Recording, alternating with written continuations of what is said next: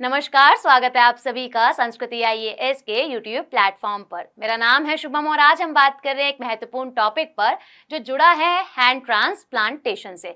जैसा कि हम सभी जानते हैं कि हार्ट, किडनी, ब्लड, बोन्स, इन सब का ट्रांसप्लांट किया जाता है, तो हाथों का भी ट्रांसप्लांट किया जाता है। तो आप सभी बताइएगा कि सबसे पहला केस हमें कहाँ और कब देखने के लिए मिला था हाथ प्रत्यारोपण का। अब ये चर्चाओं में क्यों है? क्योंकि पहली बार ऐसा किया जा रहा है, जो जरूरतमंद व्यक्ति है, जो मरीज है, वह रजिस्ट्रेशन की प्रक्रिया से अब हाथों को ट्रांसप्लांट करवा पाएगा।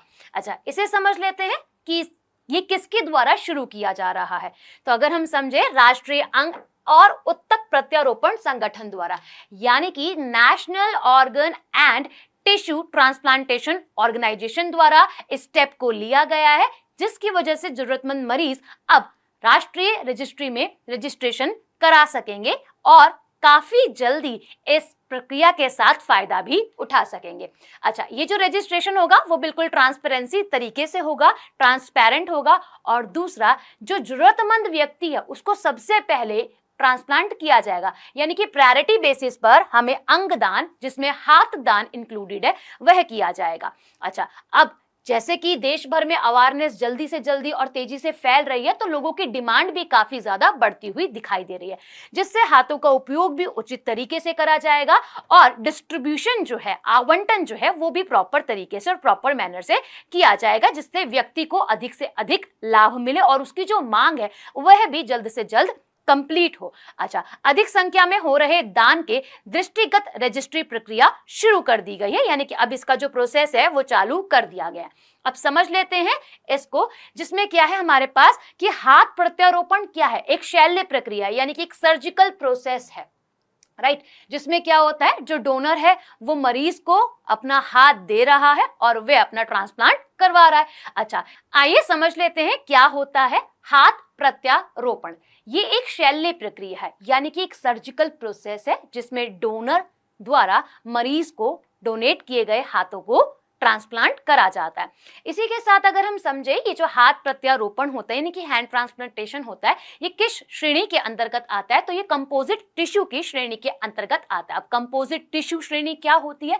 तो ऐसा जहां पर जटिल ऊतकों के प्रत्यारोपण करे जाते हैं, यानी कि कॉम्प्लेक्स टिश्यू का ट्रांसप्लांट करा जाता है, वह कंपोजिट टिश्यू श्रेणी के अंतर्गत और कैटेगरी के अंतर्गत आते हैं। अब इसमें कौन कौन से अंग इंक्लूडेड है जिनका ट्रांसप्लांट किया जाता है? जिसमें हमारी स्किन है, मसल्स है, नर्व्स है, बोन्स है, इवन ब्लड वेन्स इंक्लूडेड होती हैं। अच्छा, अब हम जैसे जानते हैं कि जो ट्रांसप्लांट किया जाता है वो ब्रेन डेथ के बाद किया जाता है, बट जो हैंड ट्रांसप्लांटेशन होता है उसमें ब्रेन भी डेड हो जाए और अगर व्यक्ति का हार्ट फेल हो जाए तब भी ट्रांसप्लांट कर दिया जाता है। इन केस अगर व्यक्ति और जो मरीज है उसकी मृत्यु हार्ट अटैक से हुई है, तो हाफ एन आवर के अंदर, यानी कि 30 मिनट्स के अंतर्गत हैंड ट्रांसप्लांट कर देना चाहिए, या फिर उसकी बॉडी से जो है वो रिमूव कर देना चाहिए।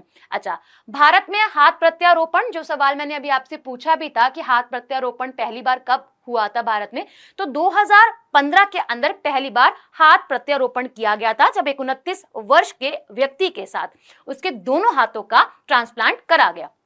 अब इस टीम को डॉक्टर अय्यर ने 2015 में लीड करा था। इसी के साथ हमें यह भी अच्छे से समझ में आता है कि राष्ट्रीय अंग और उत्तक प्रत्यारोपण संगठन के अनुसार, यानी कि national organ and tissue organisation के अकॉर्डिंग अगर हम समझे, तो भारत में अभी तक 9 हॉस्पिटल्स ऐसे हैं रजिस्टर्ड जो ट्रांसप्लांट करते हैं, और अभी तक टोटल 36 मरीज ऐसे हैं, पेशेंट्स ऐसे हैं जिनका रजिस्ट्रेशन कर दिया गया है। अब इसकी शुरुआत 2015 में करी गई थी, जब मैंने आपको बताया 29 वर्ष के व्यक्ति के दोनों हाथों का प्रत्यारोपण करा गया था। और ऐसे ही इस स्टेप से बहुत सारे केंद्र भारत के अंदर ओपन होंगे, जब प्रोसेस काफी ज्यादा फास्ट हो जाएगा। अब समझ लेते हैं किन अंगों को कब दान किया जा सकता है, जैसे कि डेथ के बाद, या फिर नेचुरल डेथ हो तब, या फिर ब्रेन डेड हो जब। तो अगर हम समझे जीवित व्यक्ति, अगर कोई जीवित व्यक्ति है तो वे क्या क्या ट्रांसप्लांट कर सकता है जीवन के साथ ही, तो किडनी, अग्नाशय, लिवर, ऐसे कुछ हिस्से हमारी बॉडी के जो ट्रांसप्लांट किए जा सकते हैं। इसी के साथ अगर व्यक्ति की नेचुरल डेथ हो जाती है तो वे कॉर्निया, जो हमारी आई का कॉर्निया होता है उसका ट्रांसप्लांटेशन कर सकता है, हार्ट के वॉल्व्स का, इसी के साथ हड्डियों का और स्किन का ट्रांसप्लांट किया जा सकता है अगर नेचुरल डेथ हुई है। या फिर अगर ब्रेन डेड के मामले हमें देखने के लिए मिले तो इसमें हार्ट है, ब्रेन है, गुर्दे हैं, फेफड़े हैं और अग्नाशय है, इन ऑर्गन्स का ब्रेन डेड के बाद ट्रांसप्लांट किया जा सकता है। एक बार समझ लेते हैं national organ and tissue organisation, जो कि ट्रांसप्लांटेशन ऑर्गेनाइजेशन है, इसके बारे में। तो जो हमारा मिनिस्ट्री है और जो हमारी मिनिस्ट्री है ministry of health and family welfare, उसी के अंदर सेवा और स्वास्थ्य सेवा महानिदेशालय के अंडर ये वर्क करता है, जो national organ and tissue transplantation संगठन है। अच्छा, अब अगर हम समझे तो इसका एक अधिनियम भी है जो NOTA के नाम से जाना जाता है, दैट इज नोटा, और राष्ट्रीय अंग प्रत्यारोपण जो 1984 के अंदर पारित हुआ था।